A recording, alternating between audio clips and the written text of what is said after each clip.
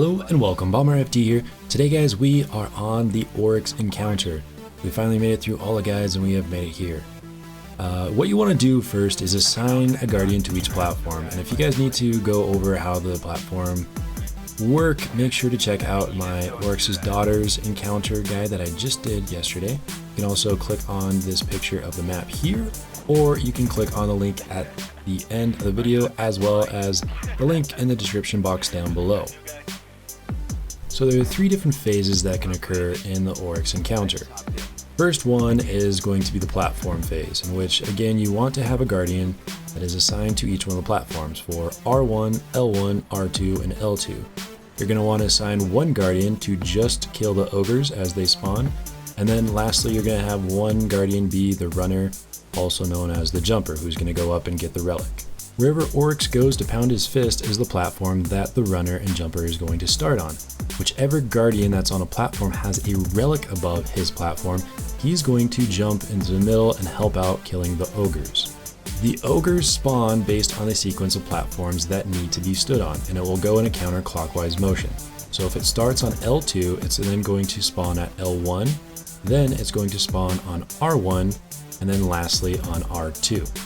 It's crucial for the runner to let his team know that he has got the relic and is off the platform. That way they can all get off the platform instead of being sitting ducks up there. I like to meet all in the center and put up a bubble, that way you're at least protected until the brand has made its way there. As soon as the runner has the brand, you're going to want to kill the Vessel of Oryx. He goes around and tries to take away those orbs. The black orbs are left from the ogres, and they are the only way to damage Oryx. After you are all grouped up, there's a time limit and where Oryx opens his chest, and you need to do enough damage to be able to stagger him. After you've dealt that much damage, you're going to call out a bomb phase. I usually say grenades. What everyone's going to do is run to their designated platform ogre bomb. So if someone was designated to sit on R2, then he's going to run to his R2 ogre bomb. I, during this, am on ogre duty, and so I'm going ahead and handle all the adds up alive just so that they can drop ammo, even though Oryx ends up killing them all anyways. Now begins the running phase, in which Oryx then launches things behind you and you have to keep moving or else you will take damage. It's very easy for everyone to go to their designated platform, while you have one person in the middle running up and down and another person running up above where the two daughters platforms are, which I'll show in another point of view. Once you're done with the running phase, it is back to the platform phase, and it's rinse and repeat until you get to the teleporting phase, in which I will go ahead and show later. Now the point of view as the runner. So immediately you're going to want to jump onto the platform that Oryx hits. You're going to want your team to jump on and sequence counterclockwise based from where he does hit. You're wanting to do this as fast as possible, that way you can get down and help your team out. I'll explain why once you get down there, you will see.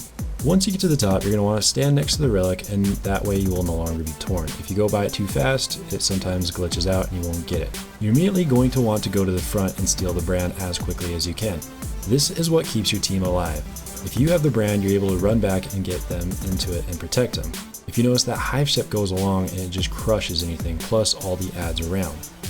As the brand holder, you're going to want to stay very centralized and not moving, so that way your team can stay alive. Your job as the brand holder also is to continue to shoot his chest. I'm going to look around here really quick if there's any adds that I need to kill, just to make it easier on my team while I'm doing a countdown. After that, I'm going to look back at Oryx, and I'm going to continue shooting his chest. That way it continues to do the animation of his chest being open. If you don't do this, his chest will close early enough and the grenades will not hit. Also to note, if you are the Oger Killer and where you're in the middle and you're that extra guy, that person usually is the most familiar with the fight. If anyone dies on a platform, he's the guy that's going to go in and replace anyone that may not be able to go get their ogre grenade / bomb. I really don't know what you want to call it. I call them grenades. Hopefully that's okay with you guys. Now for the teleport phase. This is relatively easy as long as you don't touch the freaking black dome. If you touch it, it will automatically crush your face. Once you get teleported in, it really is all about communication where he's at. What I try to do is see which way he teleports. You can easily say 90 degrees right, 180 degrees right behind us, 90 degrees left. When he jumps in like this, the best thing you could do is jump directly over him. This will make him swing and it will use it up. Also let your team know that he's charging in, because sometimes you can get totally screwed, get teleported in, and get smashed in the face by his sword. This also is a timed event, Once all 6 guardians are inside and you guys do not have him down yet, you'll eventually will wipe. Now I'm going to give you guys the point of view of standing on the platform. This is the first platform, which is on L2, and immediately an ogre spawns at L2. I know that I don't have a while for an ogre to spawn again, so I'm going to go ahead and focus on the Taken. There's no reason at all to not be damaging anything while you're on the platform. If you're not killing anything, you're not really helping your team. Once I focus on the Taken, I know that ogre is going to spawn at the last second, so I'm going to go and take him. I'm going to wait until I hear that the runner has the relic and go ahead and meet him in the center. Again, I'm going to continue to shoot the Taken, that way I'm not just sitting there as a sitting duck. Also, waving my sword with no heavy.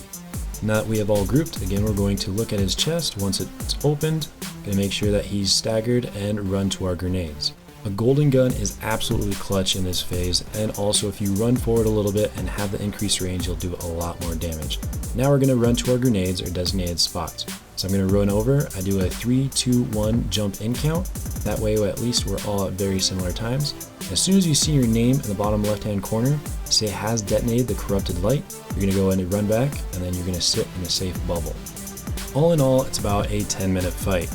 Lastly, once you have his health completely down, he's going to do a last hurrah and open his chest up at the front of the room. All you have to do is run up there and do enough damage. By far, the highest impact weapons is the best way to go. Lastly, just some helpful tips while in the encounter. If you are standing on a platform, make sure you do not shade step or use your tether as a Night Stalker. It will disengage the platform and you'll have to do the sequence all over again. Also, Weapons of Light from Titans is again OP, as Titans are pretty much the master race in PvP and PvE for some reason.